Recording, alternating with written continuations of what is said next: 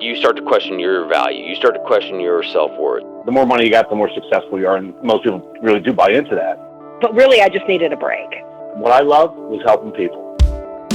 I'm Julie Bauke, and welcome to The Evolved Career, a podcast where we help you determine what truly does matter most to you and how it can have a profound impact on your life. Living and working in alignment is the sweetest of sweet spots, and determining what matters most to you is the first step in getting there. I'm Julie Bauke, and welcome to The Evolved Career, a podcast where we help you determine what truly does matter most to you and how it can have a profound impact on your life. I mean, don't we all deserve that? I think the world deserves you at your best, and so do you. Friends, we're in strange times, so we're recording in a different way, from home. So it's new to all of us, so if the podcast sounds a little different than it usually does, that's why. In other words, it's not my fault. All right, let's get started. My guest today is one of my favorite humans, and his name is Luke Dooley. Welcome, Luke. Hi, Julie. Thanks for having me on. Well, I am thrilled. You're the president of Ocean Programs. That sounds big and important. Why don't you tell us a little bit about what that is and what you do? Thank you. I appreciate that. I don't know how big or important it is, but I know that I love the work that I do and that we get to do at Ocean. And so I'm happy to tell you a little bit more about it. Ocean is an organization that exists, it's a nonprofit organization that exists at what we call the intersection of faith and entrepreneurship. We are a community and a series of programs that help equip and train entrepreneurial leaders to launch and lead businesses that we believe are critical, obviously, to culture and to society. And we just firmly believe in this idea that healthy leaders launching healthy businesses lead to healthy cultures, thereby creating flourishing societies. And that's what we're all about. Thank you. So that sounds like, I bet you that there are a lot of people hearing this who are saying, now that sounds like a really cool job. And the next question in people's minds is, how in the world do you get that job? Well, I've known you for several years, and you are a testament in my mind to how someone can start from a place where they really don't know where to go, where they're just, standing in confusion and bewilderment and with no clear signs as to what their career path's going to look like. And you have done that. You have gone from this very difficult spot to really a really, really cool career where you're truly, I think, living inside of your purpose.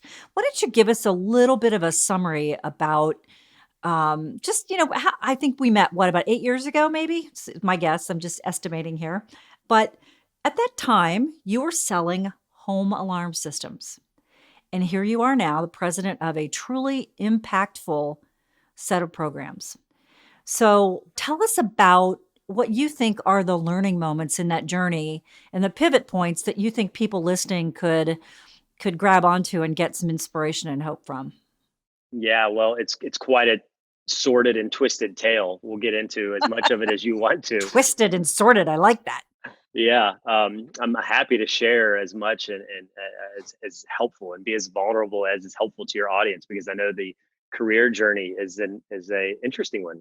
It's very personal to every person, and I think it can be a place of great love and happiness and joy in someone's life. It can also be a place of great pain and frustration and longing for people. And I do feel like I've been on both sides of that journey. So let's back up one step before we get into that. So I think sometimes people like to connect kind of, what did you go to college to do and what are you doing now? And so you went to college and studied to do what? Yeah, I went to school to study church ministries, to be a pastor. And that's what I did for the first basically 6 years of my career. I was a pastor of a local church in northern Cincinnati. And so at what point, when you look back on that, what happened either internally, like what you were thinking and what was in your mind, and externally? So what happened inside you and what happened to you to cause you to move from that career?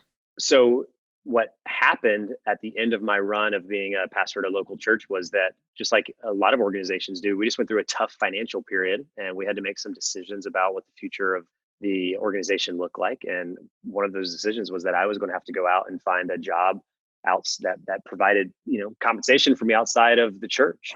And so that kind of set me, frankly, just out of necessity on a new journey. I had no clear sense of like, I should pack up my family and my things and move to some other like random church in like Mississippi or California or some other place. I wasn't, I would define my work at the church and my decision to go to school to study ministry. And to do that, I would talk about that in the language in the context of calling. And I felt like that the call of ministry was still in my life, but I didn't have this clear like compulsion to go dive back into another situation like one I had just come out of. So, but I also had a mortgage and Yeah. marriage, and I had bills and I had things to do. So I just kind of went to work initially going, okay, how do I begin to piece this together and make it work? And so I just kind of took a job and took another job and took a series of jobs. And we, had all sorts of interesting mishaps and missteps along the way. But I do not feel like I ever like fled that calling. I do feel like there was this probably 18-month period where it was like foggy and it was really difficult to see a path forward of doing work that I felt like I was gifted to do. I was intended to do, that I wanted to do. I didn't know how that was going to come back and re-intersect, but I can tell you that there were times where I turned jobs down because I did feel like they were a distinct left turn away from the thing that I felt like I was intended to do on this earth. So, and that was more of a gut feel than anything, it sounds like. Yeah, it was a gut feel. And it was like, I can remember one time sitting down with a friend of mine and I was debating if I should take this job. And it was like a well-paying job. And I'd been in a sea of terrible, not well-paying jobs. And he looked at me and he said, you'll be good at this job. And if you take it, there's a chance that you may never do the work again that you love and that you want to do.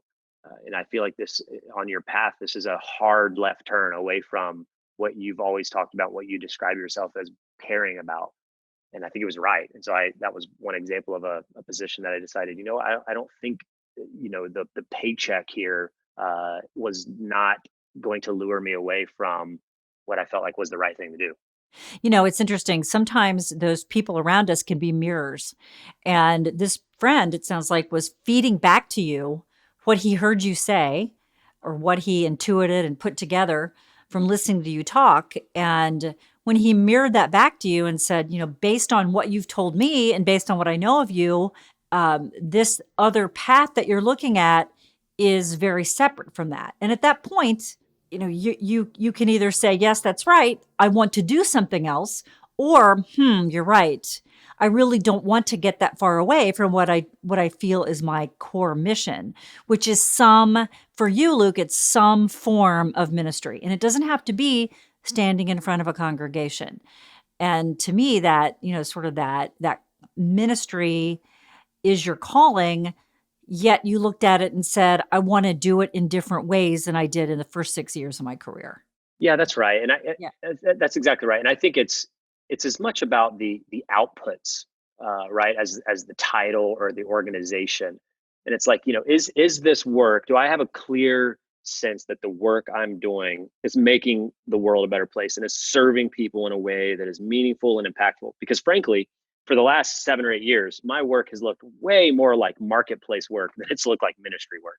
Yeah. It has certainly, it has looked like leadership development and coaching. It has looked like kind of network growth. It has looked like, expansion and business development and sales. It's looked like all these different things, event production and design and experience kind of creation. And really that's kind of my through line, is this idea of like creative production, event design.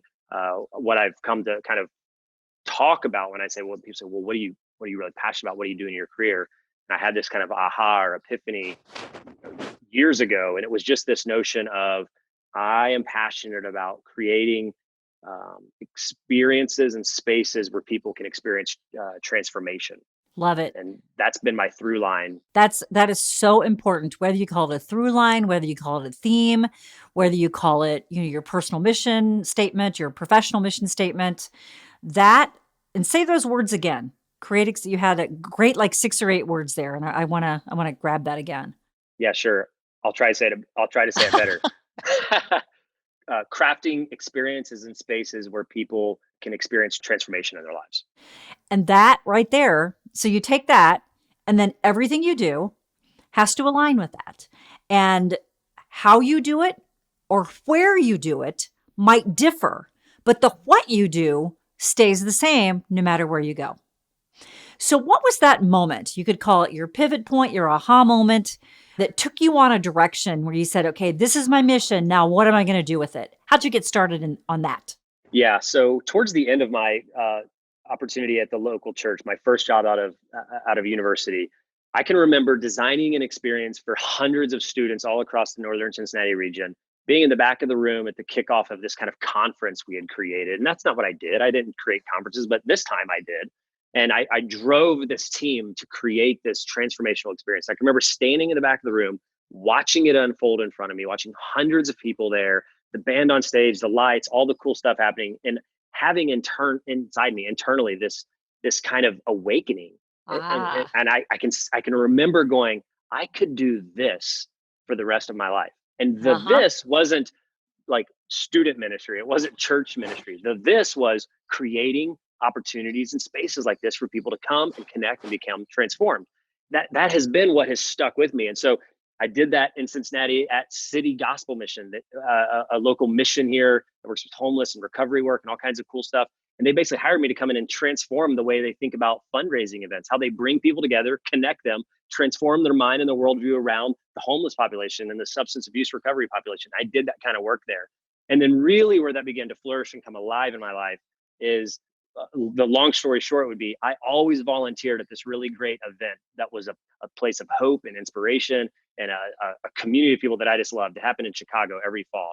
And I volunteered through that for years, through ministry, through unemployment. That was like my place of refuge when I would go to this place in Chicago every fall for a couple of weeks and volunteer at this event. And one year I was up there and I encountered a guy who led a brand in Atlanta called Leadercast. It's a global leadership development firm that ran events and created digital content to transform and build leaders worth following. And I met him up there. We hit it off. He hired me. And a few months later, my wife and I moved to Atlanta and I became the director of events for this global brand called Leadercast. So in a pretty rapid season, I went from this period of feeling kind of lost in my career to then I had some stability in Cincinnati at the mission and doing some of this work. And then really this big, huge door opened and it sort of transformed the trajectory for me over the last basically decade. Yeah, interesting. So that piece of, even in your first job, when you were in ministry, you had that moment where in some part of your job, when you were doing an event, bringing people together, it sounds like you just had the, aha, this is it. This is the thing that I want to carry forward. This is my what, and we know my why. Now let's figure out where and how I can do it to build a career on it. And you didn't even know you were doing it, following that thing that was stuck in your gut that said, this is me, this is it.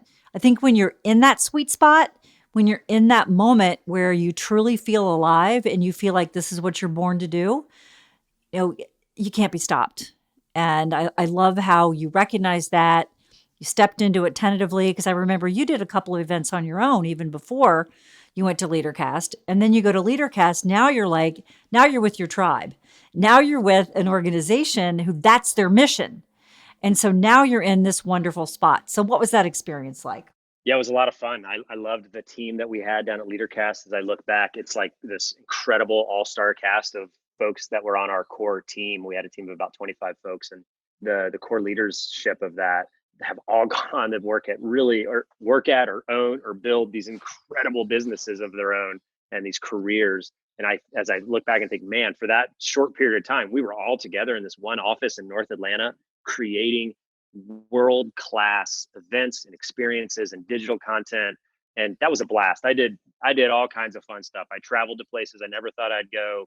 I produced interviews rather with Nobel Peace Prize winners. I spent 3 days at Pixar.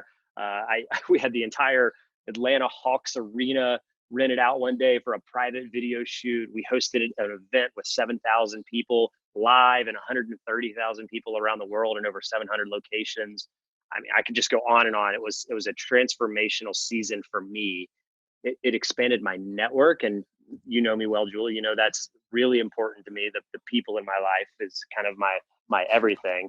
Um, and then really my skill set just blew up, and what I understood, how I lived out the work that I had done in the past at a smaller scale locally, I was now doing on this big, like, national and global scale. And I was blessed to have just an incredible boss, and one of my dearest and best friends, a guy named Jason, who just developed me and poured into me. And it was kind of a pro in this industry and taught me everything he knows, whether that's, hey, how do you go out and book a speaker? How do you negotiate with Malcolm Gladwell or with Seth Godin or Peyton Manning? How do you find people like that? How do you get a video shoot with Malala Yousafzai and somehow convince her and her team to say yes, and figure out the logistics of going to Birmingham to shoot this? Like, how do you do an arena event with 7,000 people and make sure it's flawless and people walk out going, this was the most, incredible, hospitable experience. It never was frustrating throughout the entire day.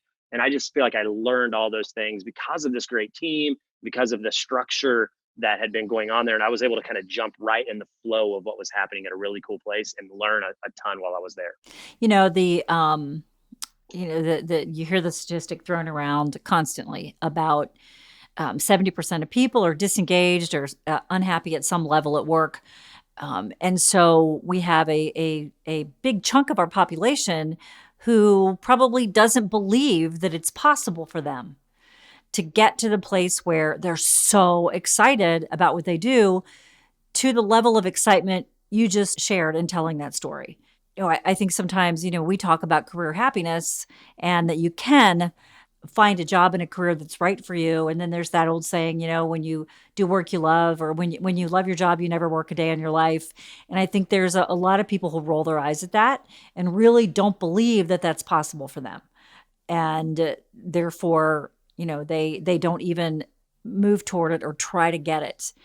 And in your story, I think it comes through when you're talking about your first jobs, and then it's funny, the excitement in your voice just rises as you start getting deeper into working inside of your sweet spot.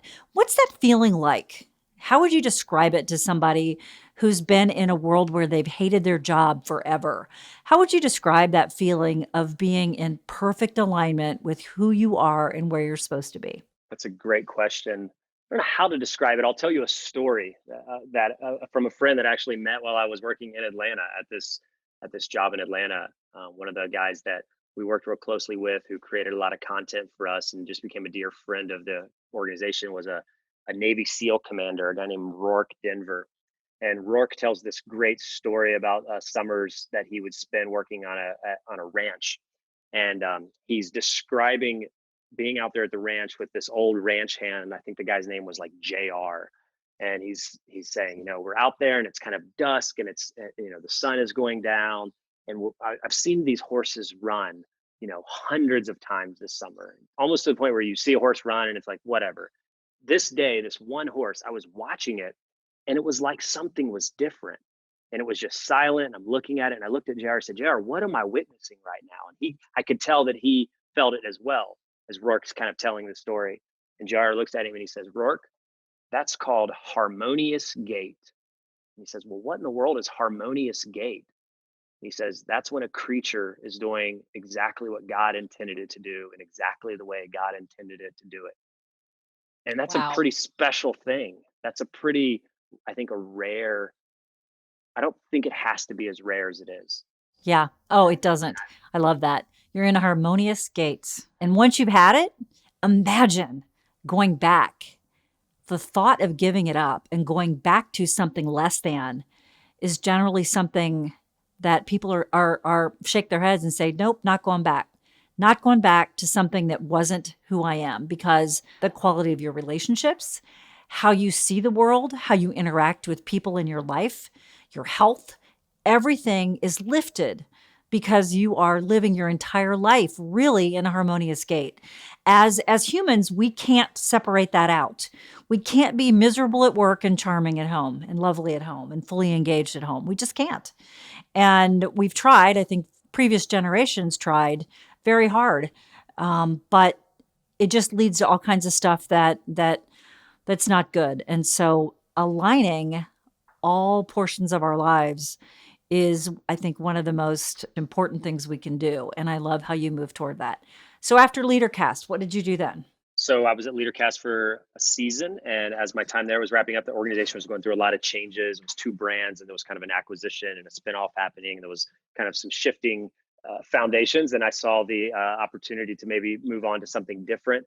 Some friends introduced me to an incredible leader in Nashville, Tennessee, that ran an organization that I was familiar with, an organization called Q Ideas, and I this guy's name's Gabe, and I went over and spent some time in Nashville with Gabe and one of the other guys on the team, Lance, and just fell in love with the mission, the vision of this organization, the concept of being a part of this small team, and this new idea they were launching, which was these micro gatherings in local contexts all around the world that were reflective of this one central event that they did once a year, and kind of taking this content and turning it outward, putting it in the hands of community leaders to convene local conversations of importance, and particularly importance around the intersection of kind of faith and culture, and how as people of faith in our cities, how might we engage the most important conversations in meaningful and winsome ways. And I had the opportunity to come in and lead that new thrust of the organization, to create a network of leaders to help create training mechanisms and resources for folks to be able to implement and leverage this event locally to connect their cities and their communities for the common good. Wow, that's big. What did you learn when you look at your job at Leadercast and then your job with Gabe? What was your add-on from your work with Gabe to your work at Leadercast? So what incrementally were your learnings and the skills you were able to build out in that next role? Yeah, it was really business development was a new skill, or an old skill. We talked briefly, you mentioned the fact that I sold security systems, but really, I even back then in a job that was certainly not my harmonious gate, was not me living out the fullness of my giftedness or calling on this earth. I learned an immense skill set. I learned the art of conversation, of sales, of how to have that approach with people, how to offer solutions to problems that people had in really meaningful ways. I call that sales or business development. I did a lot of that when I was at Q, because part of what I was doing was I was communicating a value proposition to really incredible local leaders in cities all around the world, and trying to convince them, hey, this is why you should say yes to this pretty big commitment to lead a brand initiative that frankly magnifies our brand, the Q brand, but positions you well as a leader to have these incredible conversations. Is going to take a lot of your time and resource. You're going to have to build a team. You're actually going to have to lead this event. It's pretty much you owning it. So I had to, kind of reactivate the art there of selling or convincing and solving problems for people, if you will. Yeah, fantastic. Your career arc is so inspirational. Now bring us to the present. So as president of Ocean Programs, what are the three things you're responsible for? What are your three areas of responsibility? Yeah, so at Ocean, we equip entrepreneurs. We do that through programs, events, trainings. We have this small team of paid staff and a bunch of incredible volunteers that pull it off. And so I would say kind of my roles is to kind of protect the brand voice and establish the brand voice and direction and strategy and kind of what we're going to be about, and how we're going to kind of communicate that to the broader community. I'm also responsible for the kind of the creative and design thrust of specifically our live events portion of our brand. We run an annual conference every year. It's something that obviously I'm pretty passionate about and I've got a lot of experience with. And so that's an area that I lean into a lot, and I kind of reactivate a lot of those gifts from my past and from Leadercast and all these other experiences that I've been a part of. And then a third thing that I do is really around building community and building stakeholders. So finding both national partners, finding expansion partners, folks that believe in our mission and either want to give to that, as we're a small nonprofit. So philanthropy, kind of building that base, but really I think of it broader than just philanthropy. I'm really talking about finding people who we share alignment with in some way, shape, or form, and saying, hey, how might we collaborate? How might we create some things together that benefit the world, that serve the world in a meaningful way, and it feels like a win-win. And so we're always looking for those opportunities with different organizations. Because you've made such a significant arc, I believe, in your career compared to the trajectory that most people follow. What are your best pieces of advice for someone who's listening to this who says, man, I could never do that. I mean, this guy has done so many big, important things. And, that's him. That's not me. So I'm not even going to try. I'm just going to stay in this job that I can barely stand because what the heck, it's better than nothing. What would you say to that person? Yeah, well, I think first of all, in order to understand a little bit of that arc, because we've kind of talked about some of my high moments, Julie, and I want to acknowledge that there was a dark season. Frankly, when I left the role at the church, I went through a season of unemployment. I went through a season of just taking whatever job I could find. I sold polo shirts at a store at the outlet mall near my house. I did the alarm system job. I worked as a bank teller for 2 weeks until I got fired. I worked at a large national charity for a month until that didn't work out and I got canned there. I had a really terrible season. I had jobs that I should have got and didn't get at the last minute. I went through a dark night of the soul and certainly a dark career season before I really on principle said, I won't take another job unless I feel like it's orienting me back towards the path that I feel like I'm best suited for. And that's when I took the job at City Gospel Mission. And I took a job and just said, I'm going to do this until God tells me to do something different or makes it really clear. And obviously that led me to Atlanta and Nashville and now back here to Cincinnati. And in the midst of that, my advice for folks is that you just have to keep showing up. You have to be principled about that through line and that thing in your life that you're intended to do and to be about. And then you have to keep showing up for that, whether that's as a volunteer, whether that's as a paid position. Julie, you know this well. You referenced it earlier.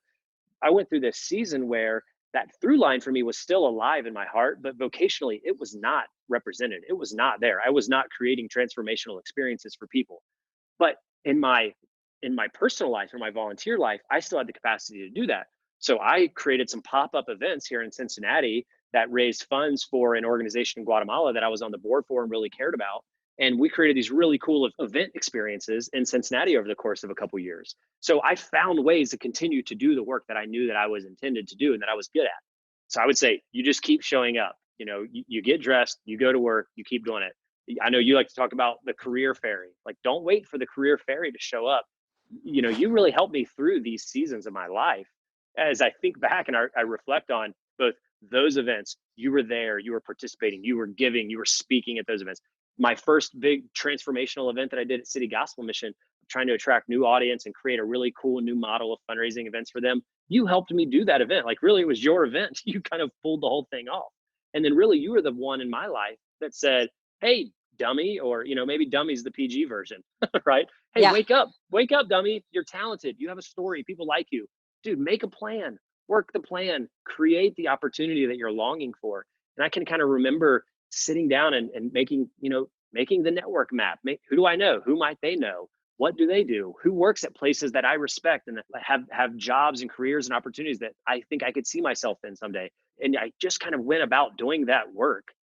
That sounds maybe trite to say, like, well, just figure it out or do the work or keep showing up. But I don't know what else to tell people. Like, you keep doing those things. Yeah, there's a couple nuggets in there that I think I want to pull out because I think they're really, really instructional. So first of all, developing your through line or developing kind of what your mission is. When you were back in your first 6 years in ministry, you paid attention to those moments in which you felt most alive. And you noted those and said, okay, I could do this for the rest of my life. What is it? What am I doing? And really kind of getting really granular on, well, I'm coordinating and planning a large event. I'm bringing people together. The message is transformational, so you have to almost become a detective and of yourself and say you have to become curious about your own reactions. So you were in these places where you're saying, oh my God, this is the best day of my life. What now? What are you doing? What were you doing? And then you were able to take those moments and say, wow, I really feel most alive when I'm creating these transformational events, et cetera, et cetera, et cetera. Okay, so for somebody who feels like they don't have a theme or a through line, think back to the moments you felt most alive and most competent, professional, efficient, on fire, whatever you want to call it, and break it down. What was I doing? I promise you will find some themes, and that will start the beginning of your ability to articulate what your through line is, because Luke didn't just wake up one day and spouted out that beautiful sentence. That came through a series of successes and a series of, failures or down moments where he was able to say, yeah, I don't like this. I feel like a sack of potatoes while I'm doing this. But man, I feel like I'm on top of the world when I do this. So once you get clarity on what that is, keep moving toward it. And if you can't get it professionally right now, get it other ways. Get it through volunteer work. Create it. And what you'll do is you'll build your skills and you'll get validation that you are headed towards something that is really you. And so those two nuggets I think are really important. Start breaking it down, start articulating when you feel most alive. And if you don't have it at work or don't have it right now, create it outside of work. And when you do that, just like you did, so you'd go to Chicago for these events, guess what?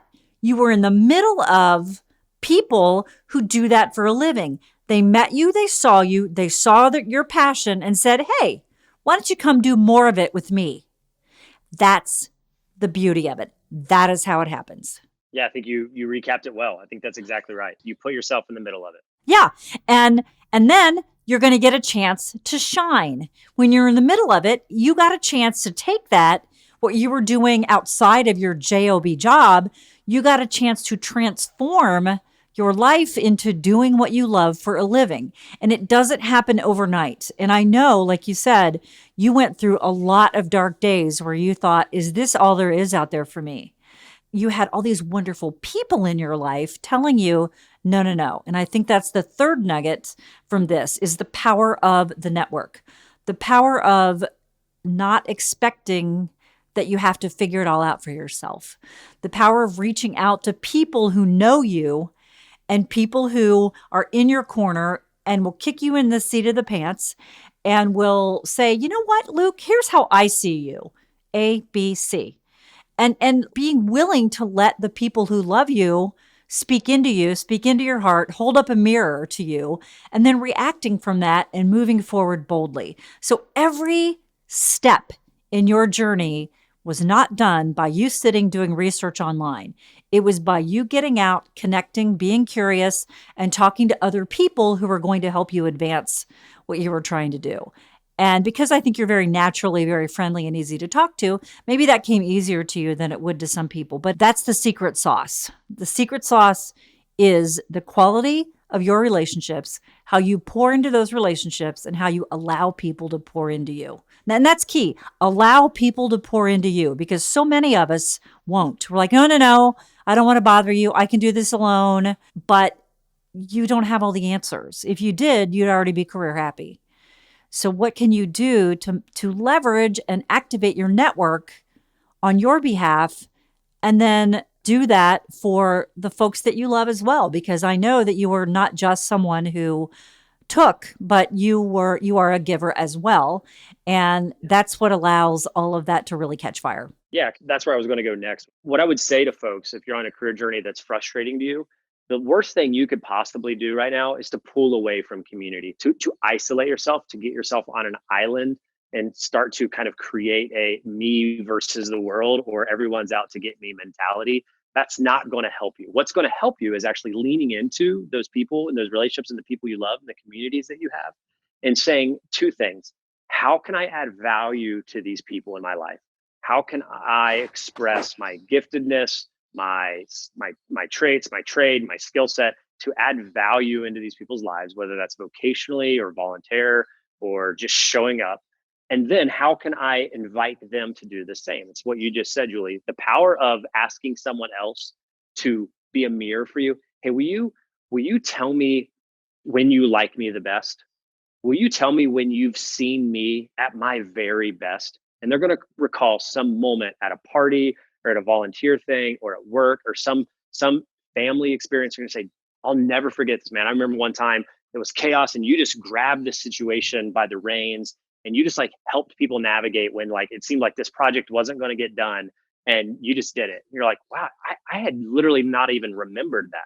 That's like an etched memory in your mind about me and who I am and what I'm gifted at and good at. It's so important. It is. And because I think one of the things is we get a blind spot Because when we're truly in action at our very best, it comes so naturally that it feels like breathing.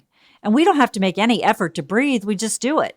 And it's the same way when we're in our natural professional habitat, we just do. But we don't give ourselves credit because it's sort of like, well, can't anybody do that? Why is that such a big deal? No, not everybody can do that. And so we don't give ourselves credit sometimes for the things that we're the very best at. And so when you get feedback from other people, take it seriously, listen to it. If 3 people are telling you you're really good at something, you probably are. You got to know, what do people come to you for and what do they not come to you for? And embrace the things they come to you for, because that's a clue. If it's something you enjoy, start to move toward it and find ways in your life that you can do more of it. That's right. I would say look for those areas of momentum in your life. Look for the spots in your life where good things are already happening and get out in front of that and say, okay, how do I generate more of that? Whether that's relationships or type of work or whatever. There's this analogy I use sometimes of like jogging in the pool. And what I mean by that is years ago, many moons ago, I did some triathlon work and trained for a half an Ironman triathlon back in like 2012. And when I first got into the mode of trying to figure out how to swim, like I knew how to swim, but I didn't know how to like swim, like 1.2 miles swim. And I can remember getting in the pool and thinking, oh, well, this is easy. It's swimming. And you realize I'm sprinting. Everything I'm doing is a sprint. So I'm swimming 1 lap and I'm exhausted and I have no ability to swim more than just a couple laps at a time. How am I ever going to swim 1.2 miles? And of course, over time you build up, right? But what clicked for me was this realization. One day I got in the pool and it felt like I was no longer panicking for my breath, panicking for my stroke. And it was like, oh, I'm jogging in the pool. Everything else I've always done in the past felt like I was sprinting. And now all of a sudden I'm jogging. And what I say is like anyone could go out on a sidewalk right now and begin to jog. Intuitively, we all know how to go jog. You wouldn't go all of a sudden, you hear the gun and just immediately start sprinting down your sidewalk. You start lightly, but a lot of people can't do that in the pool for the first time. And so, okay, maybe this was a circuitous journey to get back to career happiness, but where are those areas in your life where you feel like, man, when I'm in the water and I'm jogging, like when I'm doing this kind of stuff, it's natural, it's intuitive, I'm good at it. I just kind of get it. And other people actually don't get it as natively or as easily as I do. Maybe that's what I'm gifted at. Maybe that's where I'm called. Maybe that's what I'm really good at. Yes, absolutely. So, Luke Dooley, are you ready to play 2 questions, one deep and one shallow? Let's do it. All right. What lessons in life did you learn the hard way? Oh man, that's a tough one. What did I learn the hard way? Yeah. I learned that the world is not going to just give you what you think you want or what you might think you deserve. First of all, you don't deserve it. The world's not just going to hand you things. You have to go work for them, earn them. You have to create opportunities. You have to rely on others for those opportunities, for support, for help. You have to count on a broader community than just yourself. So I've learned the power of having, I think, a mindset that says, man, I'm not in this alone. I actually am desperate for community. I long for other people, and I need those people to help engineer and architect the life and the outcomes that I desire. Fantastic. What does it mean to you to have a good life? I think it means to have a community of people that you love to share life with, uh, and to have authenticity with them. And I think it means to have a job and a career or a vocational life that you love. And I do believe that we are meant to work. I think a lot of people have a bad mindset and attitude about work. They think work is bad. It is this thing that we're not intended to do. And if I was allowed to preach for a second, I would say, man, we are wired for impact. We are created to work. Theologically, I would say in the garden, when God created Adam and Eve, the first thing he did was give them a job, and he set their hands to motion, and he gave them work to do. And we are meant to do that. And we're meant to do work that fulfills us and brings us happiness and ultimately creates a better world. And I think everyone deserves that opportunity.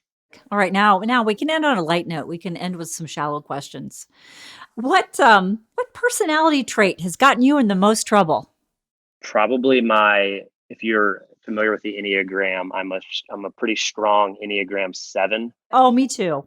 Yeah, we're a bad combo. You're the kind of people my wife doesn't like when I hang out with because I end up staying up too late and doing too many, too much fun, too much food, too many drinks, too many hours of staying up, like all of the things, right?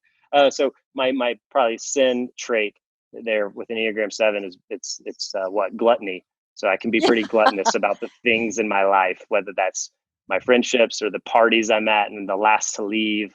My wife's always like, we have to be the last to leave every single event we ever go to. I'm like, Yeah. well, yeah, because there's still people to hang out with. And I love people so much.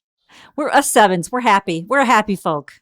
All right. So my very last and most shallow question. What's a food that you've never been able to eat that most people like? Food I've never been able to eat that most people like. This would have been easy for me years ago because probably 5 years ago, I didn't eat salads. I didn't eat green things. It was very little vegetables I would eat. And I really become an adult the last few years, Julie. You'd be so proud of me. Finally, we've all been waiting for that. It's amazing. I eat salads and squash and I love it all. I love things like squash and cauliflower and broccoli now. And I don't know how that happened, but for a long Yes. time, none of those things were part of my life. Well, thank you, Luke, for joining us today. I think there are so many wise little gems in your story. And what I love about it is you really have come so far. And it wasn't luck. It was hard work. It was getting good counsel. It was taking people's advice and thoughts. It was continuing to believe that you were meant to live this wonderful life that you live and that you weren't going to stop until you got it. It's exciting to me because I've known you for so long and I've known you since the beginning. And I, for one, am excited to see what you do with the next 10 years of your life. Thanks, Julie. If you enjoyed meeting the Evolved Careerist on today's episode, well, we've got a lot more lined up for you. Subscribe, tell your friends, rate us and write a review. And of course, follow us on social media. But if you're interested in learning more about how you can evolve your career, you can contact us through theevolvedcareer.com or thebaukegroup.com, and that's Bauke. Do you know somebody who'd be a great guest who has a great career story to tell? Or do you think you qualify? Then email me. My email address is in the podcast description. Until next time, here's to your career happiness.